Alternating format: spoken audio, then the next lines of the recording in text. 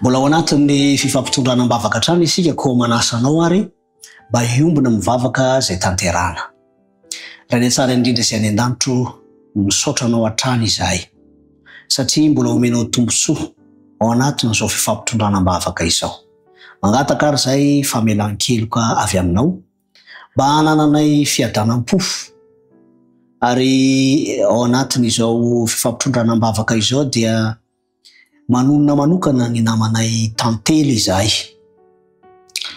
Ny reniny izay tsy salama, karakaraina ara-pahasalamana amin'izao fotoana izao mandalo fitsaboana, antsoina hoe mamabe, dia angatana manokana Tompo ny ikasihan'ny tananao mba hiasa tsara ny fanafody rehetra ary hiverina amin'ny laony ny fahasalamana izany mpanomponao izany.